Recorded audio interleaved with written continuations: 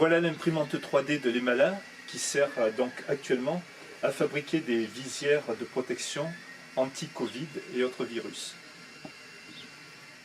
Le filament utilisé est du type PLA. Apparemment c'est fait à base d'amidon de maïs. Il est biodégradable. Il est d'un diamètre de 1,75 mm et quand il sort de la buse, il fait 4 dixièmes de millimètre, 0,4 mm. Et on peut voir d'ailleurs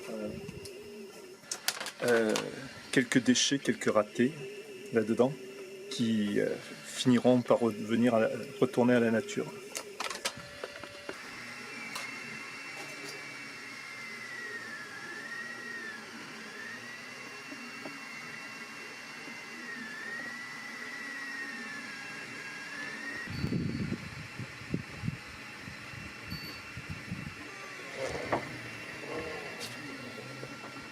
L'objet est terminé, c'est le moment de le récupérer. Il y a une spatule qui est fournie avec l'imprimante. Et voilà les problèmes d'adhérence qui sont les problèmes principaux de l'impression 3D.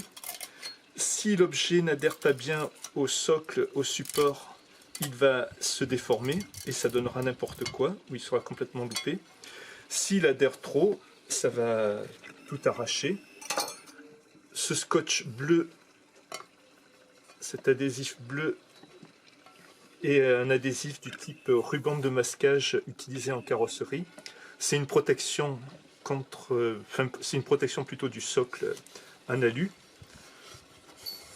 Mais il arrive que l'on soit obligé, bien sûr, de tout arracher pour récupérer l'objet, et dans ce cas, il n'y a plus qu'à en remettre. C'est bon. C'est le moment de relancer une nouvelle impression. Il y a un logiciel qui permet de commander l'imprimante.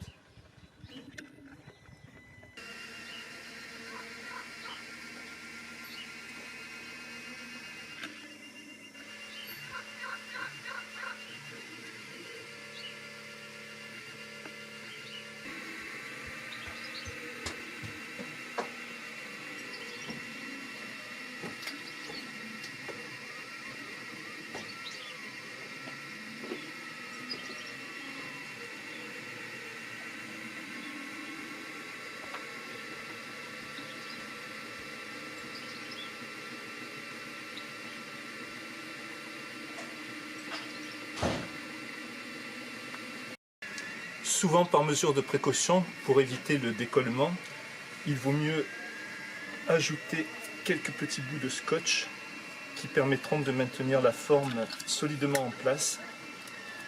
On joue à cache-cache avec la buse, la tête d'impression qui continue à se balader.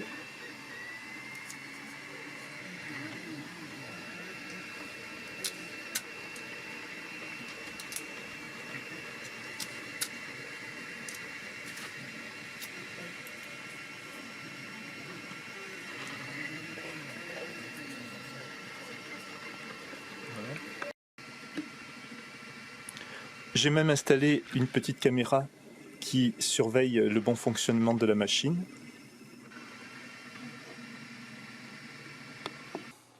Ça me permet de travailler depuis mon bureau sur mon ordinateur tout en vérifiant que tout se passe bien.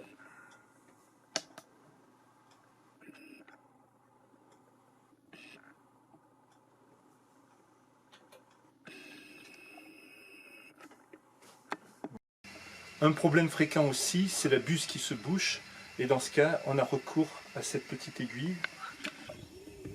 D'abord, il faut débrancher le fil d'alimentation sans se brûler. On débouche avec précaution.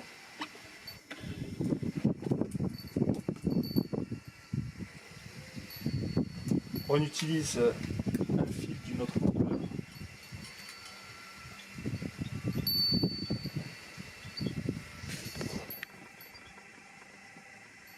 Pour enlever toutes les traces. Encore un petit coup.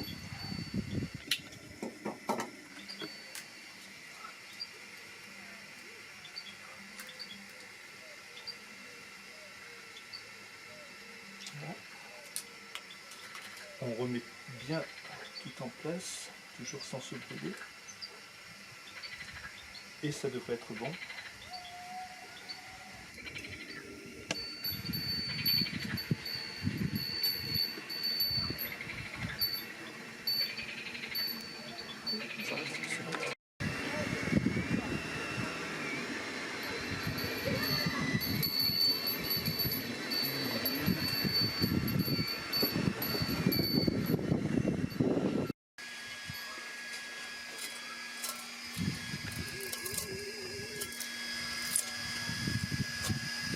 Voilà.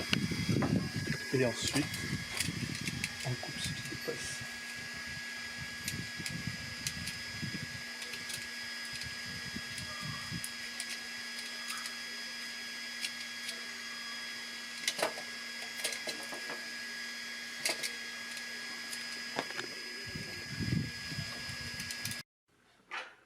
Ensuite, il n'y a plus qu'à passer à l'assemblage. On va fixer une feuille de plastique transparent, du rhodoïde utilisé dans les reliures. Je me suis fait un petit gabarit.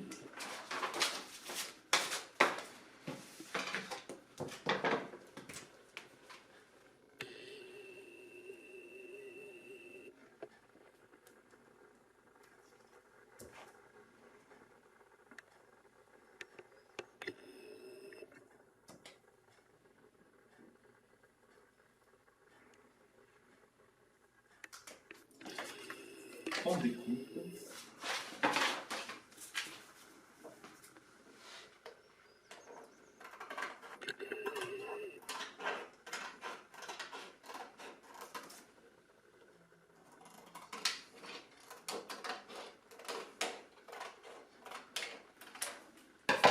On perfore.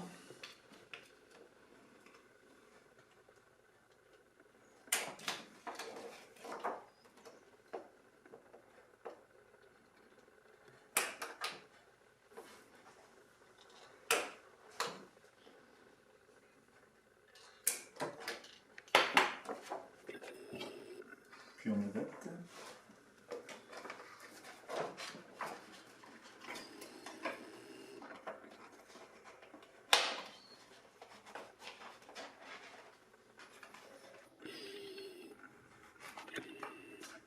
Et voilà le travail.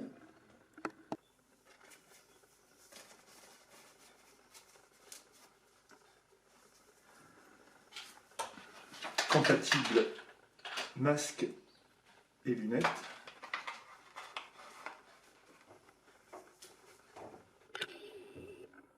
Si on doit reprendre l'école après le 11 mai, comptez sur moi pour en garder pas mal à destination des enseignants.